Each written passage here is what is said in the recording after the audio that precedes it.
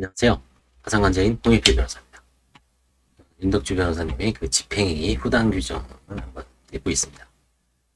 이제 마지막인데, 집행행위 부인 규정이 성격 및 전단과 후단의 구별, 집행행위 부인 규정의 성질론, 후단의 예외성, 집행행위의 경우에도 채생 채권자 등을 해한다며 본질에 있어 차이가 없다는 점, 강제 집행 절차를 통한 채권의 만족은 임의 변제와 달리 볼 수 없다는 점을 근거로 새로운 부인 대상을 창설한 것은 아니라는 견해가 한국과 일본의 다수 견해로 판단됩니다. 위 견해는 나아가 고의 부인의 경우 사회이사의 존재가 추인될 정도의 채무자의 가공행위 또는 이와 동일시될 정도의 제3자의 행위를 유하고, 유기 부인의 경우 채무자의 사회이사를 유하지 않고 법적 효과에 있어 채무자의 행위와 동일시되는 제3자의 행위도 부인 대상에 포함되므로 채무자의 행위를 유하지 아니한다는 이론 구성을 취하고 있습니다.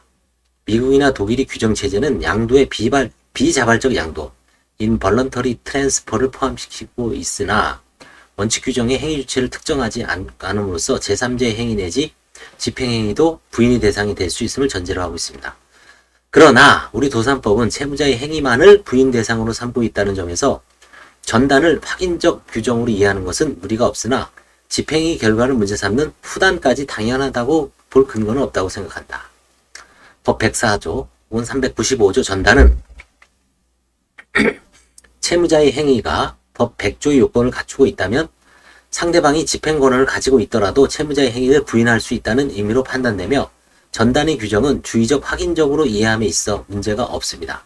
결국 채무자의 행위를 부인하는 거죠. 집행 권한이 있을 때.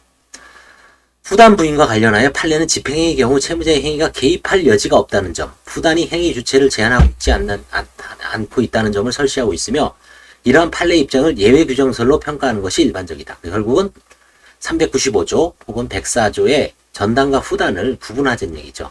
전단의 경우에는 채무자의 행위가 개입돼야 된다. 집행권한이 있을 때. 그 다음에 후단, 집행행위로 인한 경우는 채무자의 행위를 문제 삼지 않고 제3자의 행위까지 부인할 수 있다. 결론은 그겁니다. 후단의 성격은 전체 부인 규정의 체계, 집행행위 부인 규정의 문헌 분석을 통하여 확정할 문제라고 생각한다. 부인권의 총칙 규정인 법 100조 혹은 391조는 행위 주체와 부인의 객체를 각 채무자 및 채무자의 행위로 한정하고 있습니다. 그럼에도 후단에서 말하는 그 행위는 집행행위인 것인데라는 문헌과의 관계상 집행행위 결과를 의미하고 실체법상 효과를 의미하고 집행행위 그 자체 내지 존재하지 않는 채무자의 행위를 부인의 대상으로 삼는 것은 아니다. 부인 대상이 그 행위인 이상 채무자의 행위에서 부인이 원인을 구할 수는 없을 것이고, 채무자의 행위를 부인 대상으로 삼자면 근거는 총칙인 100조 혹은 391조 또는 전단 부인의 문제로 보는 것이 문헌상 자연스럽다. 그렇다면 후단은 예외적으로 채권자도 행위 주체가 될 수 있다는 점, 부인 대상은 행위가 아니라 채권자가 집행을 통하여 취득한 법적 효과임을 명백히 한 것이라는 의미에서 예외적인 규정으로 파악해야겠다. 그렇죠. 다수설이 예외 규정설입니다. 아울러 행위 부인과 효과의 부인은 병렬적으로 원용할 성질이 아니므로 후단 부인과 채무자의 행위를 연결시키려는 구성은 지양해야 한다. 가령 압류 채권자가 제3채무자로부터 전부금을 수령한 경우 채권의 만족이라는 변제 효과를 부인하고 변제금이 반환을 구할 수 있고, 제3채무자가 공탁한 경우에는 전부명령에 따른 채권의 이전 자체를 채무자로부터 채권자로의 채권 양도와 동일시하여 부인할 수 있다는 구성이 후단 부인의 전형적인 사례이다. 위에는 일본이나 국내의 주석서들이 대부분 설치하고 있다. 그러면서도 100조, 391조의 부인 유형과의 관련성에 대한 설명은 하지 않고 있다. 판례 인원에 의하면 고의 부인의 대상인 편파행위로 구성할 경우 채권자에 의한 전부명령에 채무자의 가공 여부, 채권자의 집행행위를 채무자의 행위와 동일시할 사정의 존부를 심사하여 판단하는 것이 논리적으로 생각한다.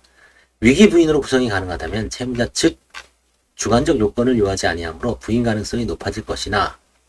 한편 일본의 유력서는 부인의 대상이 되는 것은 집행기관의 집행행위가 아니라 효과에 관하여 이와 동일시되는 채무자의 행위라는 취지로 설시하고 있으나 이는 전단의 문제라고 할 것이다.